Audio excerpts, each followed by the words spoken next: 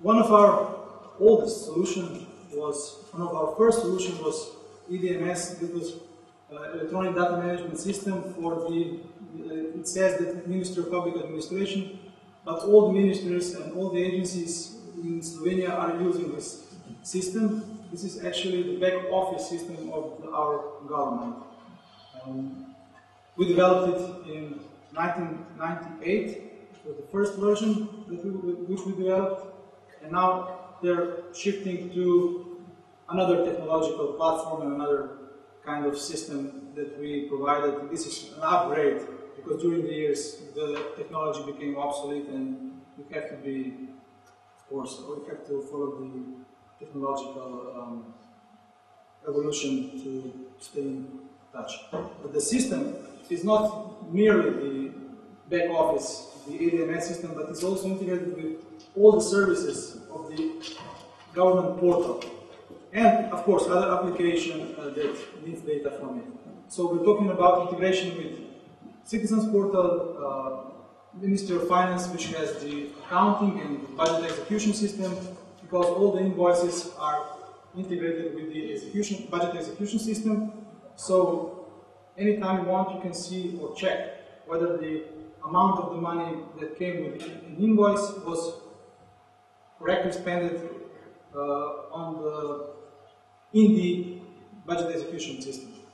All those integrations became, of course, a part of evolution through all these years. And of course, all the registers, register of population, public, special data, etc. eGovernance portal was also presented a few times. This was the project that was started in the year 2000 with the bug, which you all, of course, know. And in that year we shifted from old platform to Java and Oracle, and it seemed to be a good solution because we're still using the same platform for that portal. Our government is very proud of it, but everything you saw was dynamic. All those pictures that you saw were built HTML files. If anyone is interested in technical details, I will explain them later.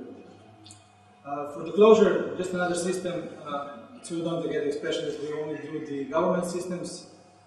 We had a project in Macedonia. We started in the year 2006 because in the revenue, only 5% of the revenue is made out of our healthcare sector or pillar, but we covered more than 50% medical, so hospitals and other medical institutions that use our systems, and also a medical hospital invited us to make a project, same project for them. So this is another international example for another, well, let's say, pillar. So what to say for the closure? I hope that we will have the chance to prove you, and we will have the opportunity to show you that we are a trustworthy partner.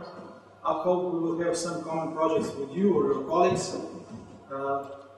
Thank you for your attention, and if anyone has any questions or whatever, I'm glad to answer them. Yesterday we heard that colleagues from Ministry of Public Administration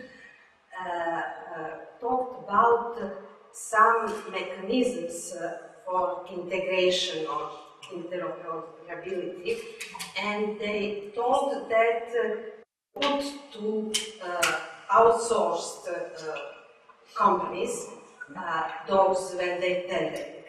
I would like to hear from your side what in practice that means concerning your experience. Thank you for the question. This means that when they come up with an idea of outsourcing, they choose a couple of companies which are, well, we are one of the oldest that are cooperating with them, and then they try to do it their way. We suggest them we tell them what to bear in mind, and then they realize how many people, how many manpower, or how many resources they need to maintain such a process. Mr. Ambrosch was,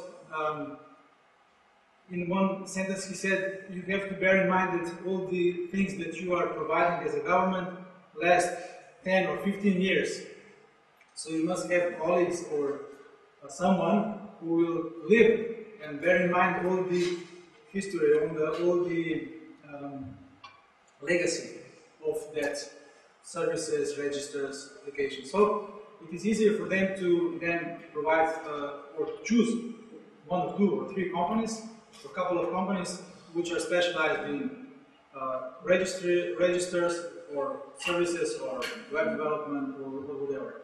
Because they simply cannot provide enough resources in their own ministry to maintain and live with those systems. There are few individuals that live with us through all those years, but they're very tired and they're fond of such a thing. So every time when such a person leaves ministry, it's a big shock for them. So through the years, they actually developed a mindset that it's better to outsource to one company, and then we bear with those human resource changes. And I hope I answered the question.